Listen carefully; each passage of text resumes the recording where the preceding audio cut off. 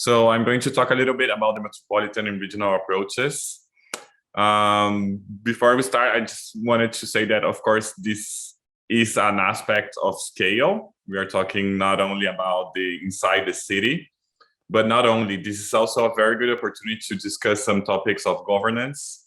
And it's really a strategic view of how you manage resilience. So it's very important because, for example, sometimes some of the impacts of climate change or of human activity, they exceed our administrative boundaries, and they exceed as well the natural boundaries. So it's very important to consider in an integrated way the different ecosystems. And in many cases, you're going to need this integration, this collaboration and coordination between the different levels of governments to pursue the kind of solution that you are looking for. So in UCLG, we say a lot about this ecosystem of cities and territories. So considering all cities of all sizes and going up to the regional government level, which are the states, regions, and provinces, which are also our members. So this is a very interesting moment to consider also this perspective. We could talk, for example, about the different competencies that regional governments have. It's difficult because in every country, they can vary a lot, but some of them allow these kind of solutions that you can see on the screen.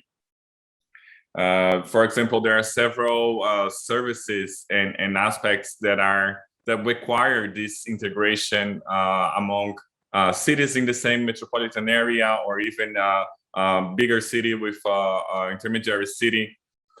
This is particularly true, and when we consider urban-rural linkages, so how the urban area relates and connects to the rural area, talking about food systems, but also the hinterland, the protection of biodiversity, the water management. And also, of course, there are several regional governments that have direct incidence on health services, on education for raising awareness, on infrastructure, on transportation, on roads.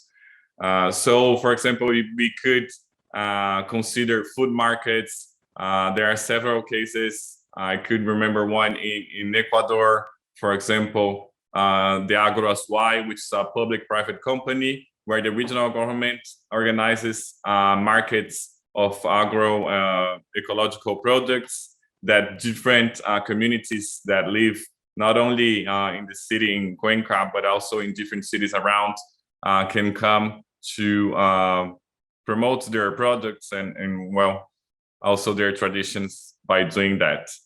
Of course, we can talk about forest area management. This is particularly important when we also consider fire management. There are different techniques that can be applied in that regard. Energy as well, considering increasing renewable energy, and especially the resilience of our energy systems are being very much questioned right now. How much they endure when we have droughts, for example, in systems that rely a lot on hydrological power. And marine ecosystems, you see in the chapter, it highlights, indeed, it's usually something that is more dictated and managed by the national government, by the national level.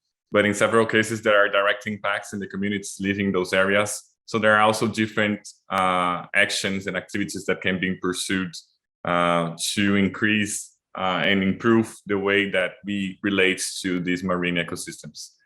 If you can move to the next slide, please. So this integrated perspective is particularly important for us to change and pursue this transformation that we want to do. I like very much this image. I'm dreaming the day this will indeed be in the past, but perhaps we're still that being the present. But as we are saying, there are different elements that integrate together and contributes to the situation that we are living in. For example, the climate emergency is a combination of different aspects. So the same way, when we look into the future, we have to consider different aspects at the same time. For example, we can see there's some reference to mobility, to forest conservation, to digital solutions. I like very much that it includes and reminds that this integration that we are talking is also in regards to stakeholders. So this perspective will need to be in touch with citizens on the local communities, the private sector, the experts, and of course, local and regional governments are very much well positioned to facilitate this process. Yes, perhaps we can move to the examples. Yes, there are, as we were saying, some aspects that require this coordination, this multi-level governance, as we usually like to say, especially when you see, for example, a metropolitan area. Many of us have been living in metropolitan areas. It's very common, for example, to live not in the city center, but lives in a different city. So you can also, for example, consider this mobility. Green corridors is something, it's a very interesting technique, a nature-based solution that you can use it with different purposes. You can combine it with agricultural activities to really also help local economic development. But you can also consider it from a biodiversity perspective, for example, to create these corridors that are safer for the fauna, to help improve the forest conservation. There are different cases that you can see. There is the Parco Agricolo in Rome, El Parque Agrario del Baix de Llobregat, here around Barcelona. We are more on the second example of trying to contribute to biodiversity conservation, reduce water floods. In Sao Paulo, there are different examples. Sao Paulo, for example, I think this one is the city level, but I remember the state level also have a perspective on ecological and economic zoning. So really to define what each kind of territory can do. This is also an important aspect on the long-term planning for resilience. And I think we just have one more slide. And we can have some questions, of course. Yeah, another example, The Hague, regarding coastal erosion, they created a sand motor to really direct the sediments and the concentration to a place where it could help to build this defense against sea rise level. Mangroves, we have talked a lot about it. It's very important to protect, very much related to water resources. Mangroves, riparian forests, we have seen that they are fundamental really to be protected, and even included some efforts to reforestate.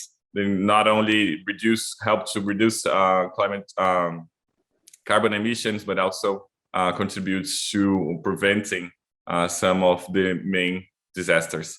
So this is the idea, is that indeed in some cases you are going to have to seek some actions that go beyond the city capacity to act alone. So really to pursue these alliances, these collaborations, the national associations, of course, can facilitate this kind of process to really take advantage of regional governments where they exist and where they have competences in metropolitan areas to really consider the main impacts that are affecting the local population and how you could further integrate the cities that compose that area. So these are the main idea behind this chapter, and glad to have any questions or comments from colleagues. Thank you.